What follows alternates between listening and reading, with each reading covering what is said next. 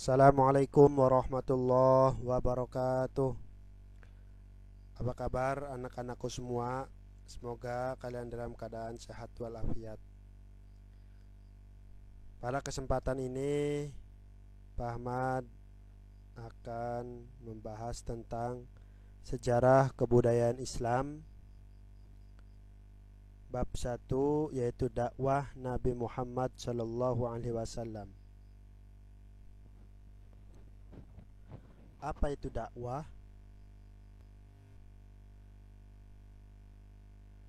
Dakwah adalah mengajak orang lain kepada ajaran Allah.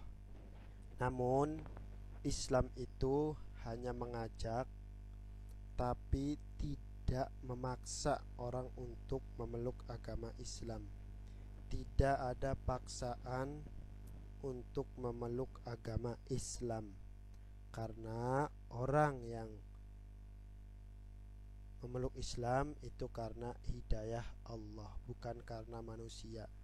Manusia itu hanya mengajak, dan yang menggerakkan hatinya hanya Allah Subhanahu wa taala. Masa awal dakwah Nabi Muhammad sallallahu alaihi wasallam,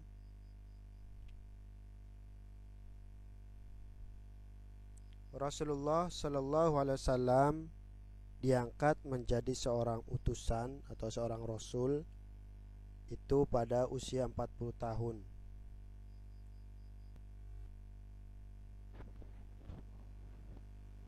Ketika menyepi atau berkholawat menyendiri di Gua Hira, Nabi Muhammad SAW menerima wahyu yang pertama dari Allah melalui malaikat Jibril. Allah mengutus malaikat Jibril untuk menurunkan wahyu kepada Nabi Muhammad SAW. Pada saat itu Nabi Muhammad SAW berusia 40 tahun. Kemudian Rasulullah SAW menceritakan kejadian itu kepada istrinya, yaitu Sayyidah Khadijah. Mendengar cerita tersebut, Khadijah mengajak Nabi Muhammad SAW untuk bertemu Waraqah bin Naufal. Waraqah itu adalah sepupu dari Khadijah. Dalam pertemuan itu, Waraqah menyampaikan bahwa Nabi Muhammad SAW adalah nabi terakhir yang diutus oleh Allah Subhanahu wa taala.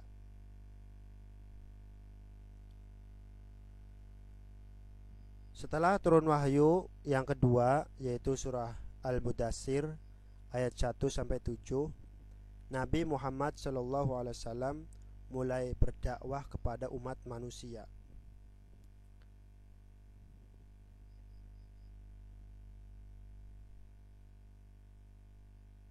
Nabi Muhammad SAW pada saat itu menghadapi masyarakat Arab yang belum mempercayai kebenaran, sehingga tidak mudah bagi masyarakat Arab untuk beriman kepada Allah Subhanahu wa taala.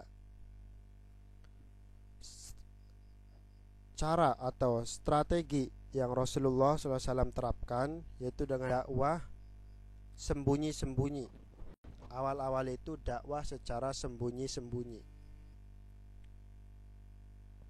Dakwah secara sembunyi-sembunyi itu dilakukan oleh Rasulullah selama 3-4 tahun.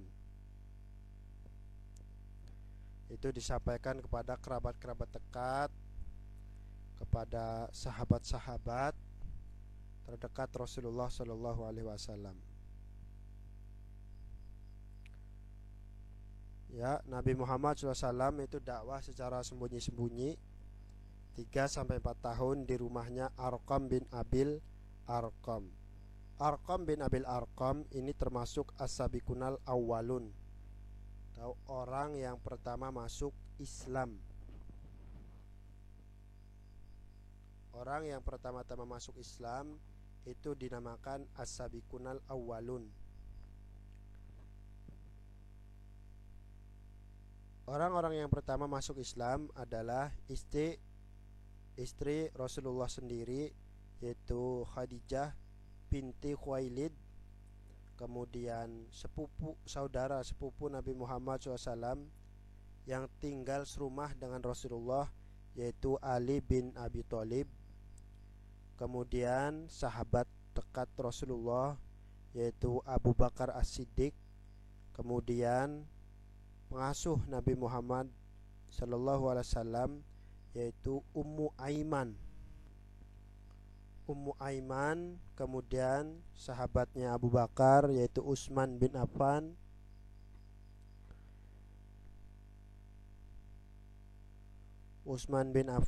kemudian sahabatnya Abu Bakar juga, yaitu Zubair bin Awam, kemudian Sa'ad bin Abi Waqqas, sahabat Abu Bakar, kemudian Tolhah bin Ubaidillah, ini juga sama sahabatnya Abu Bakar, kemudian Abu Ubaidah bin Zarrah, kemudian Arqam bin Abil Arqam, itu sahabat Abu Bakar juga, kemudian Zaid bin Haritsah, anak angkat Nabi Muhammad Shallallahu Alaihi Wasallam.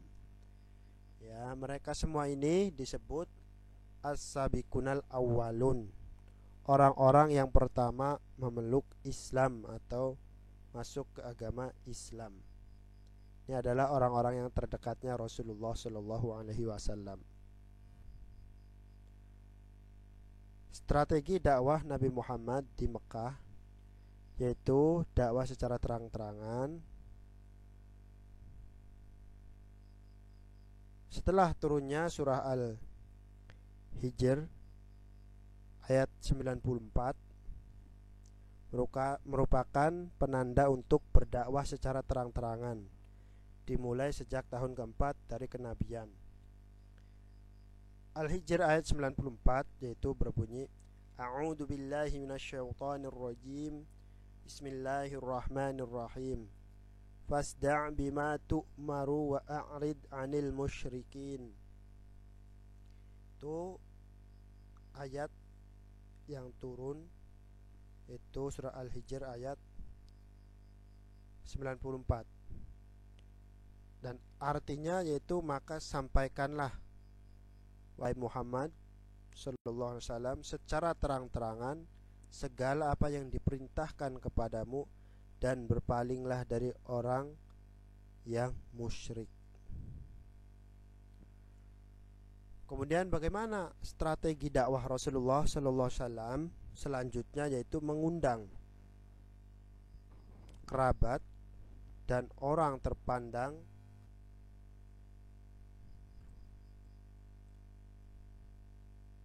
Sebagian besar dari mereka menolak, ada yang menolak secara halus, namun tidak sedikit yang menolak secara keras dan terang-terangan.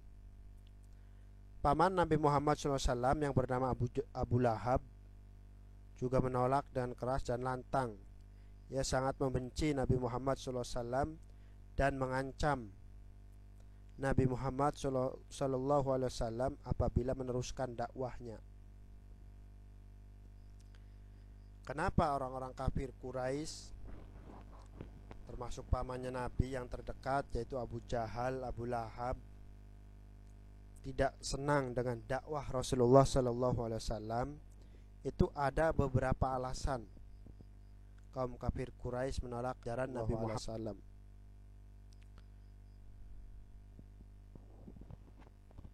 Yaitu yang pertama, persaingan merebut kekuasaan. Pada masa itu terjadi perebutan kekuasaan antar suku. Orang yang mengikuti ajaran Nabi Muhammad SAW dianggap telah tunduk kepada Nabi Muhammad SAW dan Bani Hashim, sehingga suku yang lain menentang. Kemudian yang kedua, hilangnya kasta. Pada masa itu masyarakat Quraisy hidup berdasarkan status sosial atau kasta, di mana terdapat kaum majikan dan kaum budak. Budak adalah milik majikan yang bisa diperjualbelikan dan hak-haknya sebagai manusia tidak dihargai sama sekali. Zaman dulu itu ada perbudakan. Jadi kalau ada perang, kemudian salah satu yang menang, kemudian menahan dari yang kalah, orang-orang yang kalah itu ditahan, maka itu nanti dijadikan budak oleh yang menang perang, dan orang tersebut dijual kepada orang untuk dijadikan pembantu. Namun kalau budak itu dibeli dengan uang di awal, itu sudah milik majikannya dan tidak dibayar sepeser pun, hanya dikasih haknya untuk makan dan pakaian. Beda dengan pembantu. Kalau pembantu zaman sekarang itu sudah tidak ada lagi perbudakan. Pembantu itu digaji oleh majikan dan boleh pulang dan tidak terikat, hanya terikat kontrak kerja. Tapi kalau budak itu terikat oleh majikannya karena dibeli. Jadi orang itu diperjualbelikan zaman dahulu.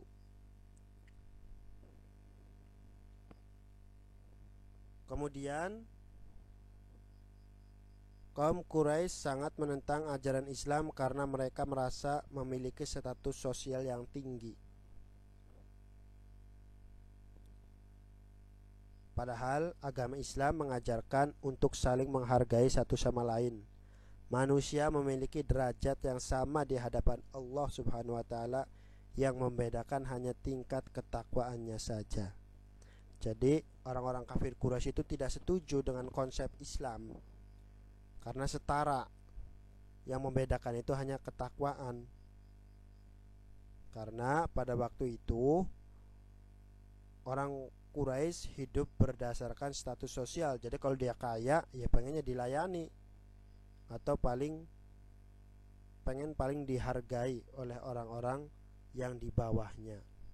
Tapi Islam tidak seperti itu. Islam hanya memandang ketakwaannya kepada Allah.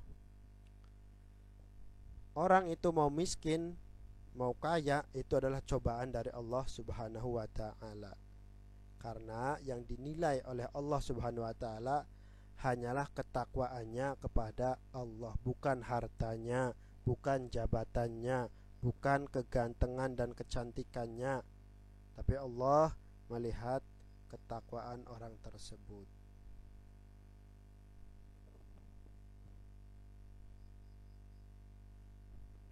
Kemudian hilangnya perdagangan patung.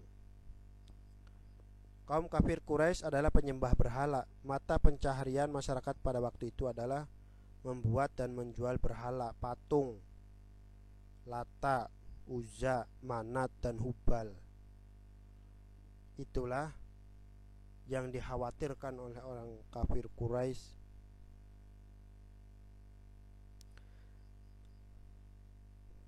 Karena otomatis kalau Islam sudah memenuhi Mekah, maka mata pencaharian mereka akan hilang.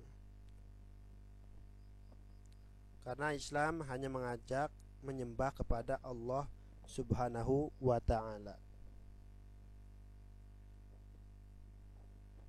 Larangan taklid kepada nenek moyang, ya, ini juga tidak diperbolehkan dalam Islam. Kemudian orang Quraisy ini kenapa menolak? Karena takut akan hari kebangkitan, yaitu setelah hari kiamat kemudian dibangkitkan lagi di padang mahsyar.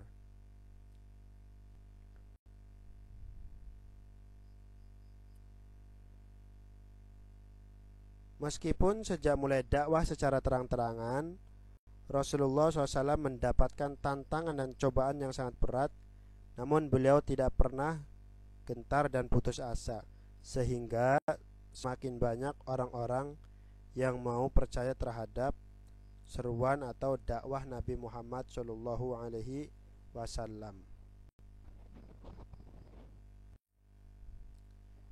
Itu saja yang bisa Pak Ahmad sampaikan. Mohon maaf apabila ada salah-salah kata. Terima kasih.